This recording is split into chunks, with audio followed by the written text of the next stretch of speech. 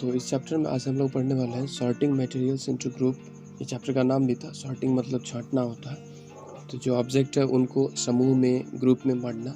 इससे पहले क्लासिफिकेशन और इसके इम्पोर्टेंस को हम लोग स्टडी कर चुके हैं। तो आज के क्लास में हम लोग पढ़ेंगे कि मटेरियल्स के प्रॉपर्टी। तो फर्स्ट प्रॉपर्टी है अपीयरेंस, कैसा बाहर से दिखता है। हार्डनेस, कितना कठोर है। सॉल्युबिलिटी, वाटर में डिसॉल्व हो सकता है कि नहीं।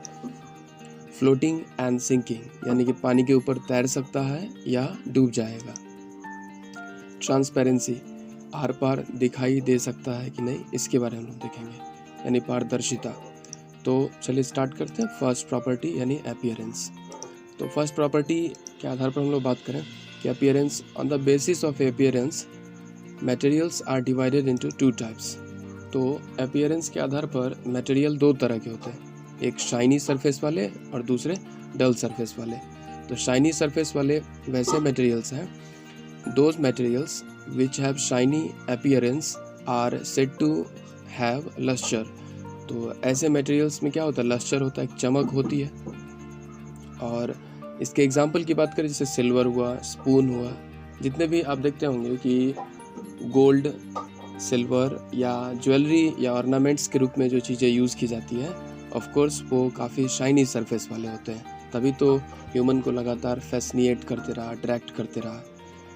तो ऐसे कुछ और एग्जांपल इसमें ऐडेड हो सकता है, जैसे एल्युमिनियम फॉयल। इसके उपयोग से आप देखते होंगे कि फूड वगैरह का जो पैकेजिंग होता है, रैपर जो होते हैं वो जो है सो टॉफ़ी, इन सब के में भी इसका उपयोग किया गया होता है। इसी के साथ साथ जो ओल्ड प्लास्टिक है, ये सब भी लस्चरस मटेरियल्स कहलाते हैं। लस्चरस मटेरियल मतलब चमकीले पदार्थ कहलाएंगे, क्योंकि इन्हें अपीयरेंस के आधार पर बांटा गया है। दूसरे हैं डल सरफेस वाले। तो डल सरफेस वाले मटेरियल्स की बात करें तो those materials which have dull appearance are said to have no lustre. मतलब ये कि वैसे मटेरियल जिनमें की सरफेस जो चमकीली नहीं हो, भद्दी हो, ठीक है, तो ऐसे मटेरियल्स में कह सकते हैं कि लस्चर नहीं है, चमक नहीं होता है। इनके एग्जांपल की बात करें तो ओल्ड प्लास्टिक हैव एटमिस रफ एंड डल सरफेस। अगर हम लोग पुराने प्लास्टिक के एग्जांपल की बात करें तो ऐसे सरफेस क्या होते हैं, खुरदरे होते, रफ होते हैं, और इनके सरफेस जो होते हैं वो डल होते हैं, अट्रैक्टिव नहीं होते, भद्दे होते हैं स्किन से। तो इन्हें नॉन लस्चरस मटेरियल्स भी बोलते हैं। तो आसपास क्या आप बता सकते हैं, सॉइल जो है, मिट्टी, क्या लस्चरस होगा या नॉन लस्चरस होगा? ऑफ कोर्स नॉन लस्चरस होगा। ऐसे कई एग्जांपल हो सकते हैं नॉन लस्चरस के, जो चमकीले नहीं होते हैं। तो कुछ फैक्ट्स इसमें हम लोग देखते हैं कि dull looking copper vessel when rubbed a mixture of lemon and tamarind paste regains its luster। मतलब ये कि जो भद्दे दिखने वाले कॉपर के बर्तन जो होते हैं, यानी हम लोग बात कर रहे हैं पीतल या तांबा के जो बर्तन होंगे ब्रासर के, तो ये सभी भद्दे अगर दिख रहे हैं तो इन्हें वापस चमकीला बनाया जा सकता है। इसके लिए बस करना क्या होगा कि एसिडिक मटेरियल जो है बस वो ले लेना होगा। मतलब कि लेमन जूस ले सकते हैं और टैमरिंड यानी कि इमली जो है वो ले सकते हैं, और ऐसा उसके ऊपर जब रब करेंगे, यानी उससे जब साफ़ कर देंगे उस वेसल को, तो वापस जो है उसके शाइनी सरफेस वापस रिटर्न हो जाएंगे। This is because the outer layer of copper vessel react with the air and form a dull looking coating which can be removed by the co-notation of lemon and tamarind to give back the original luster of copper materials। अब देखिए ऊपर से डल surface क्यों बना लेते हैं ऐसे materials? तो इसलिए बनाते हैं क्योंकि हवा में रहते हैं कांटेक्ट में, तो ऑक्सीजन से और वाटर वेपर जो प्रेजेंट है हवा में, इन सब से वो रिएक्ट करके ऊपर से डल लुकिंग सरफेस बना लेते हैं। जब हम लोग लेमन जूस या फिर टैमरिंड से जब उसे क्या कर रहे होते हैं, क्लीन कर रहे होते हैं, तो ये जो ऊपर का जो कोट बना लेगा, यानी कॉनोकेशन जो बनाएगा, उसे हम लोग रिमूव कर देंगे, हटा देंगे, और इस तरह से फिर से वापस से चमकीले बर्तन हमें मिल जाते हैं। तो सेम टेक्निक का उपयोग स्टैच्यू जो होते हैं बने हुए, मेटलिक जो स्टैच्यू होते हैं, उन्हें भी साफ करने में उपयोग में लाया जाता है। चलते हैं नेक्स्ट प्रॉपर्टी की तरफ, हार्डनेस यानी कठोरता। Hardness and softness is another property of material. कोई मटेरियल हार्ड है या सॉफ्ट है, एक और प्रॉपर्टी के रूप में इसको कंसीडर किया जा सकता है। Materials which can be compressed और scratched easily are known as soft materials. तो ऐसे मटेरियल्स जिन्हें आसानी से ऊपर से स्क्रैच किया जा सकता है यानी खरोचा जा सकता है, और जिन्हें ऊपर से प्रेस करने के बाद आसानी से उनके शेप साइज चेंज किए जा सकते हैं, ऐसे मटेरियल्स को क्या कहते हैं, सॉफ्ट मटेरियल्स बोलते हैं। तो इनके अगर एग्जांपल की बात करें तो कई सारे एग्जांपल सॉफ्ट मटेरियल्स के हैं, तो जिनमें कि मोल्टेन वैक्स, रबर, फोम, फर मतलब एनिमल का जो हेयर होता है इसके लिए यूज़ किया जाता है, सिंथेटिक फाइबर्स जो होते हैं ये भी इनमें एग्जांपल है, sponge are example of soft materials. तो ऐसे मटेरियल्स पर स्ट्रेंथ अप्लाई करके हम लोग इसका क्या कर सकते हैं, शेप साइज चेंज कर सकते हैं। तो नेक्स्ट हार्ड जो मटेरियल है उसके बारे में हम लोग देखेंगे। Materials which are difficult to compress known as hard materials. अब ऐसे मटेरियल्स जिनके शेप साइज को बदलना मुश्किल होता है, हार्ड मतलब हो सकता है, ऐसे मटेरियल्स को हम लोग हार्ड मटेरियल्स भी कहते हैं। The shape and size of materials can not Altered by applying strength. यहाँ अल्टर्ड मतलब है चेंज करना, तो इनके शेप साइज जो है बदलना मुश्किल होता है यानी कि स्ट्रेंथ लगाने के बावजूद भी, लेकिन ऐसा नहीं कि शेप साइज बदल ही नहीं सकते। If the strength applied is greater, then it may change its shape and size। यानी जब इस पर ज़्यादा स्ट्रेंथ अप्लाई करेंगे, बहुत ज़्यादा जब फोर्स अप्लाई करेंगे तो ऑफ कोर्स ये अपने शेप साइज बदल लेंगे। तो कुछ हार्ड मटेरियल्स की बात करें जैसे कॉपर हुआ, वुड लकड़ी हुआ, डायमंड को दुनिया का हार्डेस्ट नोन सब्सटेंस कहा जाता है, तो कौन सा है वो, डायमंड है यानी हीरा। इसी तरह से हम लोग सेरेमिक की बात कर रहे हैं, ये चीनी मिट्टी जो हुआ करता है वो होना चाहिए। And iron and hard materials, और दूसरे और एग्जांपल तो लोहा हुए और दूसरे और कठोर जो पदार्थ होंगे वो सभी भी हार्ड मटेरियल्स कहे जाएंगे। तो कंक्लूजन एक साथ हम लोग और कंक्लूजन में बोलें इसको, if we scratch the surface of piece of wood, aluminium, a piece of stone, a nail, candle, chalk with a metal key, then object which gets scratched will be called as soft, and object which cannot be scratched easily will be called as hard। यानी कि अगर हम लोग अलग अलग material के ऊपर एक मेटलिक की से, मेटल से बने हुए चाबी जो होते हैं उनके मदद से स्क्रैच करें, तो जिन जिन मटेरियल पर स्क्रैच ईजिली हो जाएगा वो सॉफ्ट मटेरियल कहलाएंगे, और जिन पर हमें स्क्रैच करना मुश्किल होगा या नहीं हो पाएगा स्क्रैच तो वो हार्ड मटेरियल्स कहलाएंगे। तो यही कॉन्सेप्ट है इसमें। तो इनमें से अगर बात करें, जो स्टोन होगा, पीस ऑफ स्टोन होगा, उन पर स्क्रैच करना मुश्किल होगा, जबकि कैंडल पे स्क्रैच करना इजीली होगा, यानी कैंडल कहलाएगा सॉफ्ट मटेरियल, और ए पीस ऑफ जो स्टोन है वो हार्ड मटेरियल्स होगा। प्रॉपर्टी नेक्स्ट है सॉल्युबिलिटी, यानी इसमें हम लोग बात करें कि घुलनशीलता के आधार पर एक मटेरियल किस तरह से दूसरे यानी कि लिक्विड में आसानी से डिसॉल्व हो जाएगा, इसके आधार पर हम लोग बात करेंगे। Solubility is defined as the property to dissolve completely in water.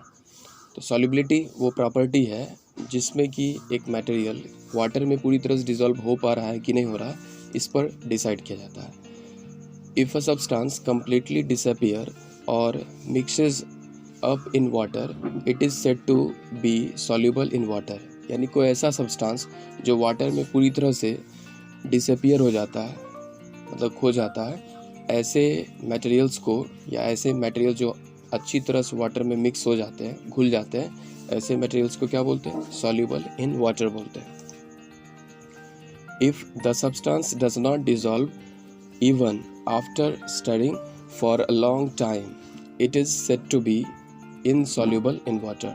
मतलब ऐसे मटेरियल्स जो वाटर में बहुत लंबे समय तक मिलाए जाने के बावजूद भी नहीं डिसअपियर होते हैं, यानी कि अपने वजूद में तब रहते हैं या मिटने या जो पानी के नीचे ही बैठे रह जाते हैं, तो ऐसे मटेरियल्स को क्या बोलेंगे, इनसॉल्युबल इन वाटर बोलेंगे। एग्जाम्पल के तौर पर अगर हम लोग वाटर में सैंड दे करके कितना देर तक मिलाते रहें, कितने देर तक क्यों ना छोड़ दें, लेकिन सैंड जो होगा पानी के साथ तो डिसॉल्व नहीं होगा। अच्छा, एक और बात यहाँ पर कि सॉल्यूशन का बेसिक कॉन्सेप्ट बता दूँ मैं कि वाटर जिसमें हम लोग डिसॉल्व कर रहे हैं वो सॉल्वेंट कहलाएगा, और जिस चीज़ को मिलाते हैं उसे सॉल्यूट बोलते हैं। तो दोनों मिल करके सॉल्यूशन कहलाते हैं। तो ये भी कॉन्सेप्ट इसके साथ आपको बताएगा। नेक्स्ट इसमें देखते हैं सॉल्युबिलिटी में ही, liquid which can dissolve in one another are known as miscible liquids. अब ऐसे दो लिक्विड जो एक दूसरे में पूरी तरह से मिक्स हो सकते हैं उन्हें क्या कहते हैं, उन्हें मिसिबल लिक्विड्स कहते हैं। जैसे कि मिल्क एंड वाटर एक दूसरे में अच्छे तरह से डिसॉल्व हो सकते हैं, इन्हें मिसिबल लिक्विड्स कहेंगे। वाटर एंड मिल्क इसके एग्जांपल हो गए। Liquid which do not dissolve in one another are known as immiscible liquids.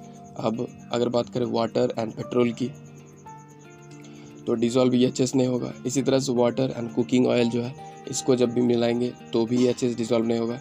ऐसे में होता क्या है कि ये ऊपर से ऑयल जो होगा एक लेयर ऊपर बना लेगा और यह पूरी तरह से डिसॉल्व चूँकि होता नहीं है, तो ये इमिसिबल लिक्विड्स कहलाते हैं। कुछ अदर फैक्ट्स इसमें बात करते हैं। Gases like carbon dioxide and oxygen dissolve in water. It is the oxygen dissolve in water that the aquatic animals use for respiration. यानी कि वाटर में ऑक्सीजन जो घुला रहता है, इसी घुले हुए ऑक्सीजन का उपयोग एक्वेटिक एनिमल्स यानी जलीय जीव जो होते हैं रेस्पिरेशन के लिए करते हैं, अपने श्वसन प्रक्रिया में यूज़ में लाते हैं। However there are also gases like nitrogen and methane means marsh gas which do not dissolve in water. जबकि कई ऐसे भी गैसेस हैं जो पानी में डिसॉल्व नहीं हो सकते हैं। इनके कुछ एग्जांपल हैं। नाइट्रोजन का उपयोग कूलेंट के रूप में भी किया जाता है, यानी मेडिसिन्स वगैरह केप्ट करने में लिक्विड नाइट्रोजन का यूज़ किया जाता है। दूसरी तरफ मीथेन यानी मार्श गैस जो है, मार्श गैस क्यों बोलते हैं इसको, मीथेन को? तो इसलिए इसको बोलते हैं क्योंकि ये कीचड़ जो होता है ऐसे जगहों से मिलता है। तो मार्श वर्ड का मतलब कीचड़ लाइक जगह भी होता है, जो जहाँ पे दुर्गंध आता रहे, अच्छे स्मेल ना आता रहे। तो यहाँ पे कॉन्सेप्ट ये बताना कि मीथेन नाम का गैस और नाइट्रोजन जो होता है वो वाटर में डिसॉल्व नहीं होता है। Water plays an important role in the functioning of our body because it can dissolve a large number of substances. Water हमारे शरीर के लिए भी काफ़ी महत्वपूर्ण है, क्योंकि हमारे शरीर में कई सारी चीज़ों को ये डिसॉल्व करके रखता है। और ऑफ कोर्स हमारे बॉडी में जो मटेरियल्स मूव हो रहा है वो सभी वाटर मीडियम में ही मूव होता है, चाहे वो फूड हो, चाहे वो यूजफुल एंजाइम्स हो या दूसरे केमिकल्स हो। तो नेक्स्ट प्रॉपर्टी हम लोग देखते हैं floating and sinking. Floating and sinking समझने से पहले एक कॉन्सेप्ट समझ लीजिए डेंसिटी का। डेंसिटी का मतलब क्या होता है? अच्छा, इमेजिन कीजिए कि एक क्लासरूम है, जिस क्लासरूम में स्टूडेंट्स के बैठने की कैपेसिटी 40 स्टूडेंट्स की है। बट उस दिन क्या था, कोई फेस्टिवल था, इस कारण से दूसरे सेक्शन के स्टूडेंट्स को भी बिठा दिया गया। अब उसमें टोटल स्टूडेंट 70 है, जैसे तैसे बैठे हुए हैं। इसका मतलब है कि उस रूम की जो कैपेसिटी है, यानी उससे ज़्यादा बोल सकते हो कि स्टूडेंट प्रेजेंट हुआ, तो नॉर्मल से बहुत ज़्यादा हुआ। दूसरी तरफ एक और इमेजिन कीजिए, किसी दिन रेनी सीजन रहा और स्टूडेंट्स आए नहीं, तो ऐसे में कुछ ही स्टूडेंट्स, 8-10 ही स्टूडेंट रहे क्लास में। तो इन सब में सबसे ज़्यादा जब स्टूडेंट्स रहेगा तो वो क्या कहलाएगा, वो एक्चुअली हायर डेंसिटी कहलाएगा। यानी कि ज़्यादा भीड़ भाड़ जब रहेगा उस तरह से हायर डेंसिटी कहलाएगा। और जब रेनी सीजन के दिन में जो क्लास चला उसमें कम स्टूडेंट्स रहे तो उसे लोअर डेंसिटी बोलेंगे। तो डेंसिटी का सिंपल मतलब हुआ कि एक खास जगह पे कितना ज़्यादा मॉलिक्यूल होगा। जितने भी मैटर होते हैं ना वो सब स्मॉलर पार्टिकल्स से बने होते हैं। तो वो पार्टिकल्स अगर बहुत ज़्यादा होंगे तो हायर डेंसिटी वाले होंगे, और कम वाले होंगे तो ऑफकोर्स लोअर डेंसिटी वाले होंगे। तो इसमें हम लोग देखते हैं फ्लोटिंग एंड सिंकिंग समझने में ये हेल्प करने वाला है, इसको हम लोग स्टडी करेंगे। The materials which are insoluble in water either float or sink in water. यानी वैसे मटेरियल्स जो पानी में इनसॉल्युबल होते हैं, यानी घुल नहीं सकते हैं, वो क्या हो सकते हैं, या तो पानी के ऊपर तैरेंगे यानी फ्लोट करेंगे, या फिर पानी के नीचे जाकर डूब जाएंगे यानी पानी के सतह पर जाकर बैठ जाएंगे, यानी सिंक इन वाटर हो जाएंगे। When a piece of wood is placed in water, it floats. This is due to the difference in the densities of the wood and water. जब हम लोग एक पीस ऑफ वुड को, एक लकड़ी के टुकड़े को पानी के ऊपर देते हैं तो पानी में वो डूब नहीं जाता, बल्कि पानी के ऊपर तैरते रहता है। ऐसा इसलिए होता है क्योंकि लकड़ी का जो डेंसिटी है वो वाटर के डेंसिटी से कम है। जिसका ज़्यादा डेंसिटी रहेगा वो हेवियर कहलाएगा और इस तरह से वो डूब जाएगा। यहाँ पर लकड़ी जो है उसकी डेंसिटी कम है, इस कारण से पानी के ऊपर ही वो तैरते रहता है। When two substances such as a solid and a liquid or a liquid and a liquid are put together, the less dense substances floats over the denser one। मतलब ये कि एक सॉलिड ले लें और दूसरा लिक्विड लें, या एक लिक्विड फिर दूसरा लिक्विड लें, ऐसे में जो कम डेंसिटी वाला सब्सटेंस होगा वो लिक्विड के ऊपर फ्लोट करेगा और जो ज़्यादा हाइयर डेंसिटी वाला होगा वो सिंक हो जाएगा, डूब जाएगा। तो जैसे कि थर्मोकोल जो होता है या फोम जो होता है वो पानी के ऊपर क्या होगा, फ्लोट करेगा। जबकि अगर आयरन नेल दे देते हैं, कांटी का एक मतलब छोटा सा बोल सकते हो कि कांटी का नेल कर देते हैं, तो वो क्या होता है, डूब जाता है। इंटरेस्टिंग बात है कि एक नेल तो डूब जाता है, बट एक जहाज जो है यानी कि शिप जो है उसी आयरन से बना हुआ वो फ्लोट हो सकता है। तो उसके पीछे रीज़न ये होता है कि जहाज़ का जो सरफेस एरिया होता है यानी नीचे का जो सतह होता है बहुत ज़्यादा बड़ा होता है।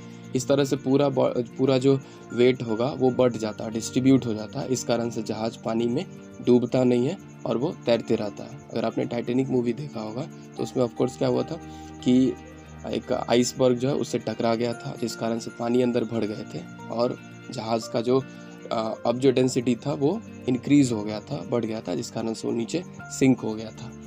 तो इसमें और कुछ जो फैक्ट्स हैं उससे हम लोग देखते हैं कि wax and cork floats because they are less dense than water. मतलब अगर बात करें कि कॉर्क जो है, जैसे कि बैडमिंटन खेलते वहाँ भी कॉर्क पीछे लगा हुआ होता है, वो हो सकता है, या लकड़ी के ऊपर का जो बार्क होता है वो भी हो सकता है। तो ये हुए और वैक्स मोम हुआ, ये सभी तैरते रह सकते हैं पानी के ऊपर क्योंकि ये लेस डेंस होते हैं वाटर से। जबकि आयरन, गोल्ड ये पानी में डूब जाते हैं क्योंकि ये हाइयर डेंसिटी वाले होते हैं वाटर के respectively. What would happen if density of the substance is same as that of surrounding liquid. क्या होगा कि लिक्विड और दूसरा जो चीज़ जिसमें डुबो रहे हैं यानी दोनों की डेंसिटी एक जैसा हो, तो उस स्थिति में क्या होगा कि in this case the substance will float just below the surface of liquid. यानी कि जो हम लोग सब्सटेंस दे रहे हैं लिक्विड में वो और लिक्विड दोनों की डेंसिटी अगर एक समान हो, ऐसे में जिस लिक्विड के ऊपर हम लोग मटेरियल डाल रहे हैं वो मटेरियल क्या होगा, ठीक लिक्विड के सरफेस के बिलो वो फ्लोट करता रहेगा। यानी वो काफ़ी इंटरेस्टिंग लगेगा दिखने में। तो नेक्स्ट हम लोग प्रॉपर्टी देखते हैं ट्रांसपेरेंसी, यानी यहाँ पे हम लोग पारदर्शिता की बात करेंगे। आर पार कोई ऑब्जेक्ट दिखाई पड़ सकता है या नहीं दिखाई पड़ सकता है, इसके आधार पर हम लोग मटेरियल्स को कैटेगराइज करेंगे। All the substances are divided into 3 groups on the basis of their ability to allow light to pass through. यानी जितने भी सब्सटेंसेस हैं उन सब को हम 3 कैटेगरी में कैटेगराइज करते हैं। किसके आधार पे कि लाइट उनसे पास हो सकते भी हैं या नहीं हो सकते। तो पता ही होगा 3 कौन कौन से। तो पहला होगा आपको, इसमें हम लोग बात करेंगे कि ट्रांसपेरेंट, दूसरे ओपेक मटेरियल्स की बात करेंगे और तीसरे ट्रांसलूसेंट। तो ट्रांसपेरेंट जो होगा वो पारदर्शी कहलाएगा और ओपेक जो होगा अपारदर्शी कहलाएगा और ट्रांसलूसेंट जो होगा वो पारभासी कहलाएगा। तो एक एक करके हम लोग इसमें स्टडी कर लेते हैं। The materials through which an object can be seen clearly are called transparent materials.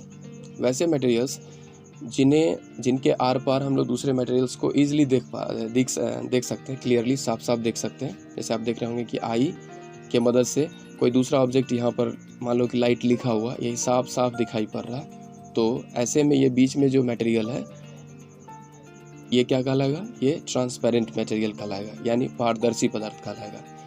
ऐसे कई एग्जाम्पल हो सकते हैं, जैसे ग्लास, वाटर, एयर, ये सभी पारदर्शी मटेरियल्स कहला सकते हैं, यानी कि ट्रांसपेरेंट मटेरियल्स कहलाएंगे। The materials through which an object can not seen through them are called opaque materials. अब ऐसे मटेरियल जिनके आर पार हम लोग देख नहीं सकते या दूसरे चीज़ों को हम लोग साफ साफ देख नहीं सकते, तो ऐसा क्यों होता है, क्योंकि इनसे लाइट जो है ना वो आर पार जा नहीं पाता। अब देख पा रहे होंगे ये ऑब्जेक्ट के पार एक भी एरो मैं नहीं दिखाया हूँ, इसका मतलब है कि आई से इधर जो लाइट लिखा हुआ होगा वो नहीं दिख रहा होगा। जैसे कि ह्यूमन बॉडी, वॉल, ये सभी जो हो सकते हैं वो ऑपेक मटेरियल्स हो सकते हैं, यानी अपारदर्शी पदार्थ हो सकते हैं। कुछ एग्जाम्पल जैसे would, paper, notebook etcetera. The material through which an object can be seen but not clearly are called translucent materials।